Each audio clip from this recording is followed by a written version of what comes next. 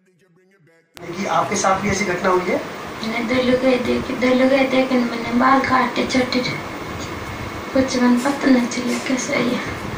आपको कैसे पता पड़ा कि आपकी चोटी के बाल काटे हैं? पूरा बताइए ना विस्तार से। मुझे पता नहीं पड़ा कैसे बाल काटा है। तो पता कैसे लगा आपको? सुबह पता लगा। जब आपके बाल कटे तो उसके बाद क्या आपकी तबीयत खराब हुई थी क्या? हुई थी। क्या हुआ था? यहाँ चक्कर गड़ा शरीर में कम नहीं होनी माता खाना दे। तो क्या वाकई बाल काटने से कोई बेहोश भी हो सकता है?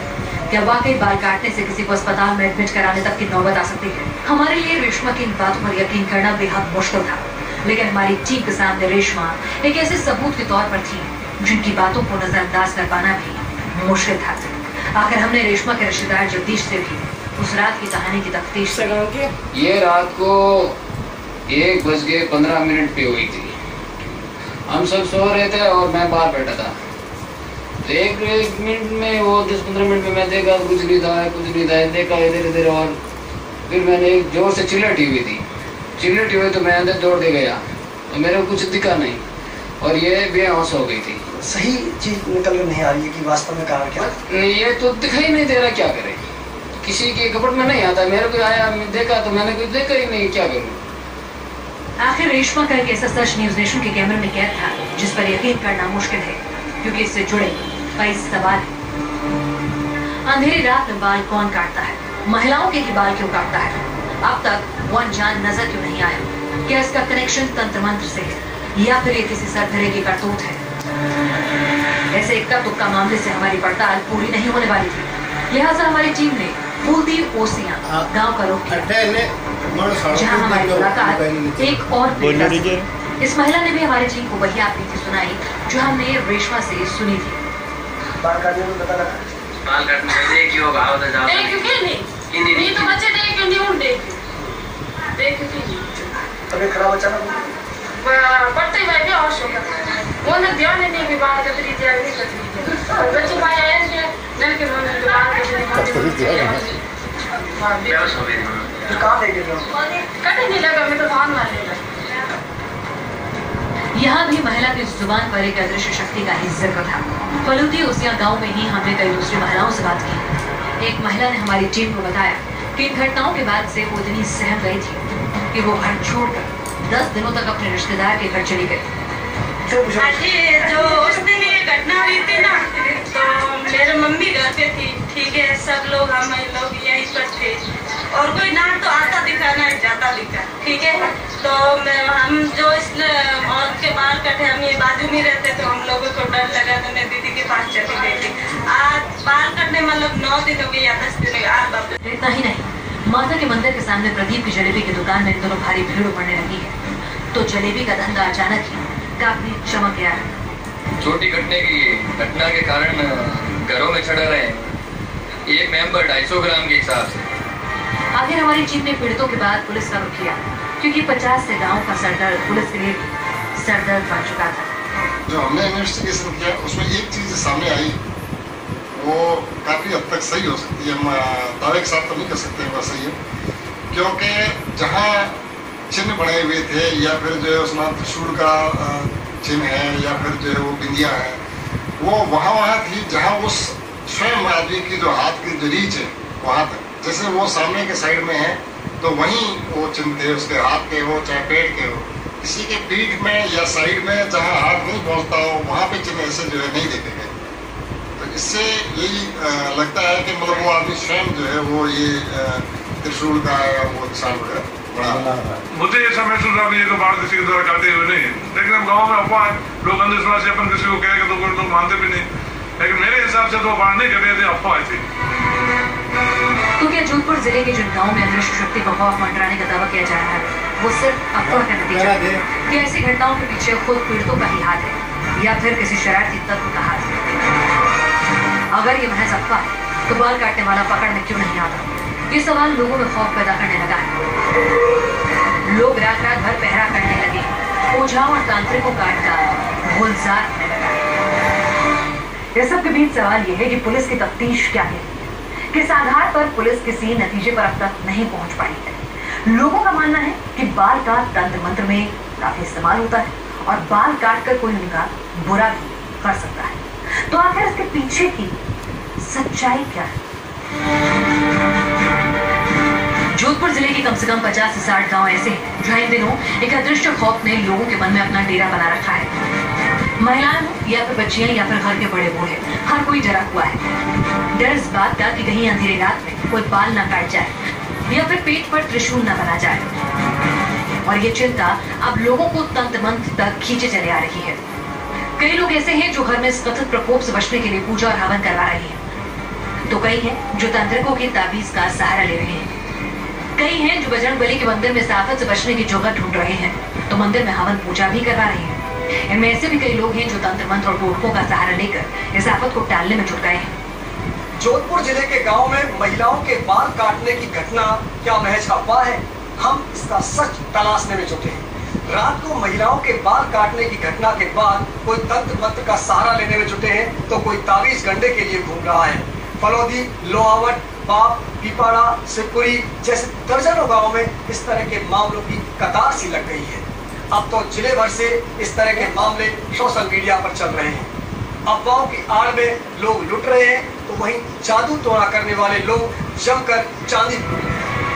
नेवरा गांव में न्यूज नेशन की टीम जब पहुंची तो यहाँ के ज्यादातर घरों की दीवारों पर हमें ऐसे ही पंजे के निशान देखने को मिले। इसके बाद हमारा पहला सवाल था कि पंजे के निशान में किसी अदृश्य शक्ति को क्या रोकने की ताकत है?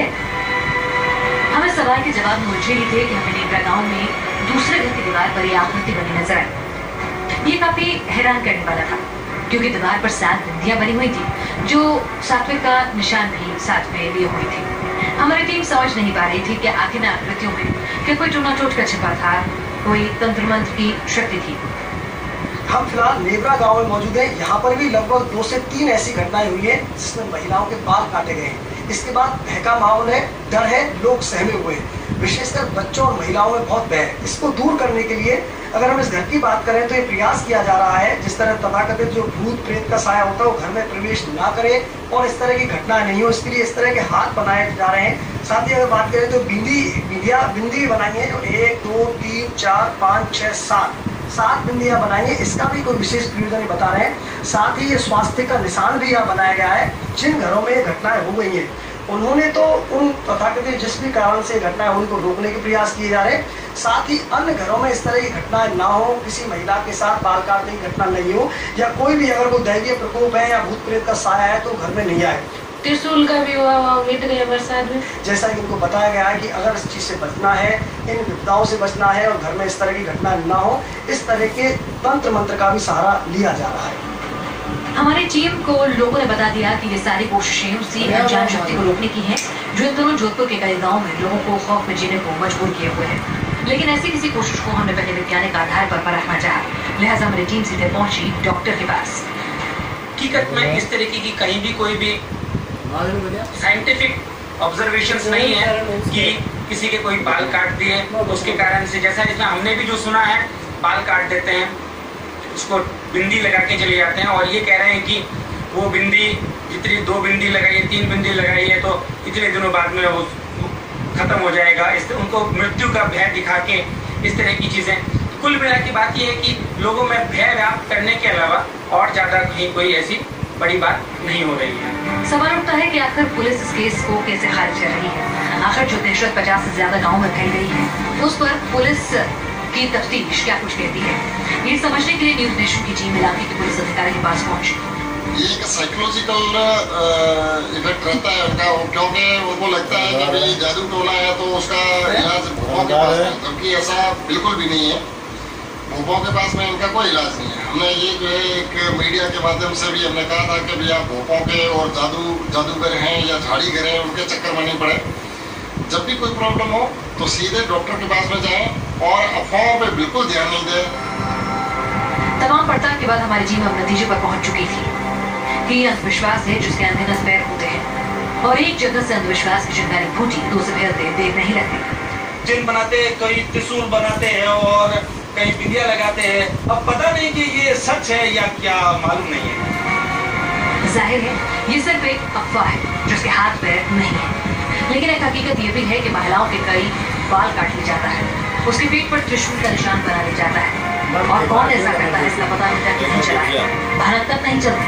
इसी अनजान इंसान के डर ने लोगों में खौफ पैदा कर रखा है और हर किसी को इंतजार है उस पल का जब बाल काटने वाला सामने होगा, पकड़ में होगा, सलाखों के पीछे होगा। हमारे सामने अब जोधपुर की एक ऐसी कहानी थी जो 1.5 दशक पहले अलग अलग तरह से हिंदुस्तान के अलग अलग कोनों में सुनी गई। आतंक ऐसा कि लोग रात रात भर जागने लगे, लेकिन ये घटनाएं जिस तरह से मिस्ट्री बनकर सामने आई वैसे ही खुद ब खुद गायब भी हो गई। तो क्या जो दावा किया जा रहा है और जिनसे जुड़े सबूत दिखाए जा रहे हैं वो भी अफवाह की साजिश का हिस्सा हो सकते हैं? क्या वाकई ये यकीन से कहा जा सकता है कि जोधपुर जिले के जिन गाँव में रात होते ही कई महिलाओं के बाल काट लिया जाता है वो कोई अदृश्य ताकत नहीं है? इन सवालों का जवाब हमें अतीत की घटनाओं से मिलता है जो वैसे ही किसी अफवाह के चलते लोगों में खौफ पैदा हुआ, लेकिन जांच के बाद ऐसे दावे महज अफवाह ही साबित हुए।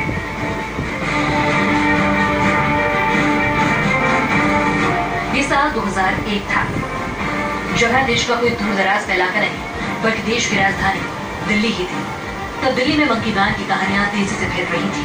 कहते हैं कि तब एक काल्पनिक लाल आंखों वाले बलशाली जानवर ने कईयों की रातों की नींद उड़ाकर रख दी थी। दावा किया जाता है कि मंकी मैन लोगों की छत पर चढ़कर उन पर हमला बोलता और उन्हें नोच कर भाग जाता। खबरों के मुताबिक इंसान ने इस दानव को देखकर छत से छलांग भी लगा दी थी, लेकिन फिर अचानक ही वो मंकी मैन दिल्ली से खुद ब खुद गायब हो गया। कहाँ गया, क्यों गया, किसने भगाया, ये कोई नहीं जानता। लेकिन हाँ, तब राजधानी में एक अफवाह ने इतना जोर पकड़ा कि बॉलीवुड में भी इसका जिक्र आया। 8-2 इंच का इतने वजन के काले काले बाल, नाखून उसके ऐसे चमक रहे थे जैसे चम। समय के साथ साथ मंकी मैन का खौफ भी जाता रहा और उसके बाद लोगों ने कभी मंकी मैन को देखने का दावा दोबारा नहीं किया।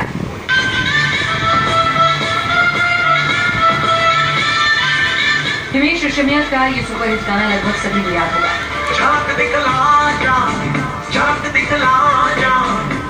यहाँ तक पार्टी में इस गाने पर कई लोग थिरके भी होंगे। डीजे ने तो इस गाने को बजा बजा कर दिखा दिया।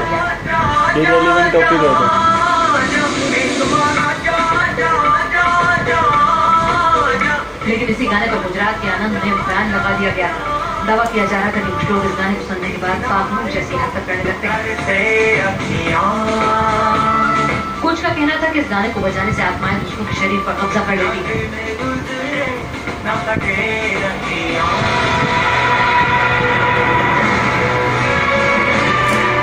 बेंगलुरु में कुछ लोगों का दावा था कि एक चुड़ैल शहर में घूमती रहती है और लोगों के दरवाजों पर खटखटाती थी और अगर किसी ने दरवाजा खोल दिया तो उसकी मौत निश्चित थी। और इस संकट को टालने के लिए तब लोग अपने घर के बाहर नालेबार लिखने लगे थे, जिसका मतलब है कल आना। तब दावा किया गया कि इसे देखकर चुड़ैल उस दिन शिकार के घर नहीं आती थी। बेंगलुरु के कुछ इलाकों में 1 अप्रैल को नालेबार डे भी मनाया जाता है। जिस तरह बेंगलुरु में नालेबा का खौफ पसरा, उसी तरह गुजरात एक गीत के वश में हो गया। उसी तरह दिल्ली में मंकी मैन ने सताया, लेकिन इन सभी मामलों की जांच किसी नतीजे पर आज तक नहीं पहुंच सकी। और अब कुछ ऐसा ही हो रहा है राजस्थान के जोधपुर में, जहां करीब 16 साल बाद एक बार फिर एक अदृश्य खौफ लौट कर आया है। और इस खौफ पर विराम तभी लग सकता है जब इसके पीछे के मास्टरमाइंड के हाथों में हथकड़ी होगी, जब इन हरकतों को अंजाम देने वाला सरफिरा सलाखों के पीछे होगा। तो ये थी जोधपुर की राज की पड़ताल, जिसमें गुनहगारों के सामने आने का इंतजार है। आज के इस शो में बस इतना ही। देश और दुनिया की तमाम अहम खबरों